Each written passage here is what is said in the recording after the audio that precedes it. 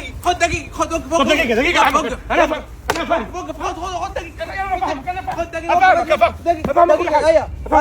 دقيقة يا دقيقة ضيعتني يا رجل ضيعتني اهدى الموضوع هيتحل يا ده دمرت مستقبلي يا رجل. انا فاهمك انا فاهمك فهمني انت فهمني انا عملت ايه بس؟ عملت ايه؟ انت هترمي وراي ليه؟ ضيعتني انت. عملت ايه؟ حدش جد ضيعني غيرك انت. ليه؟ يا دمرت مستقبلي يا راجل. ايه اللي عملته مستقبلي؟ عامل لي خبير اقتصاد انت. انا خبير اقتصاد. انت خليتني بعت الدعوه ب 2900 ها. اهدى بس وقلت ريحت انا. هي فيها وانت هي فيها دقيقة يا رجل دقيقة والله ما اسيبه يا راجل صلى على النبي دقيقة يا رجل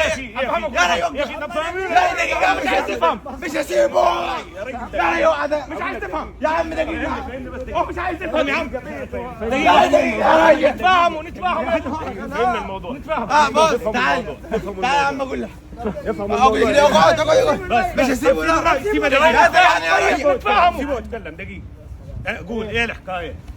عامل لي خبير اقتصادي تمام الذهب وصل 2900 تمام قال لي بيع ده يرخص ثاني تمام بيع رحت بعت باقي رفع الذهب على 4000 قال لي الحق اشتري ده يبقى ب7 اشتريت قال لي خلي فلوسك كلي ابدا بدول حصل ولا حصلش حصل ولا ما حصلش حصل ولا لا افهمك انا طب دقيقة يا رجل نتكلم انا نتكلم بالعدل قلت له هات بالراحة بالعدل ما تزعقوش يا عم بالعدل صلوا على النبي انا قلت له يا علي هات لك ب 300 400 الف تمام ذهب ودولارات راح باع لي الشقه ام 6 مليون تمام مالك تمام يا دقيقة يا رجل صلوا على النبي طبعا وعمل لي فيها احمد الريان وراح جاب ذهب قد كده تمام وجاء في الاخر ايه قلت له بيع عليه دقيقة يا لي رايح يبيع الذهب وقع الراجل كلامه مصلحته دقيقة ما هو الراجل كلامه مصلحته يعني خلاني اشتريته ب 73 ما هو مش واشتري ذنبه الذهب ب 4000 مش راح ذنبه. ريح عارف السبنيشه جاي يدرك يقول لي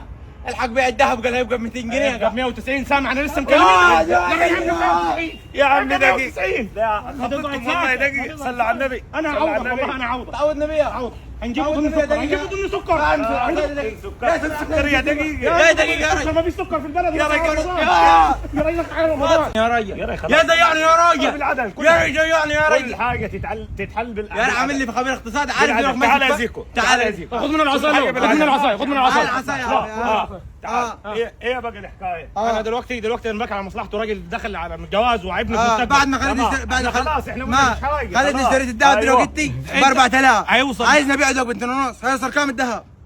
قالوا انه هينقص بس انا هنعوضك بص اقول لك اقول لك على حاجه هو راجل كان عامل عارف هو اللي بعد عني لو بعد عني انا ماليش دعوه والله العظيم قبل كده انا خليته تاجر اصلا في الدولارات ورحت برضه وقعت هو انا من الفلوس انا مالي انا مالي قاعد يقول لي هالدولار قال هيبقى ب 100 هالدولار هيبقى ب 100 اتردي ازاي يصير الاشاعات صلى على النبي عليه الصلاة وافضل السلام ما اجي اسالك اعمل ايه قدامي دلوقتي كونتينر سكر داخل سكر اتبيع العربيه يا على صاير يا رجل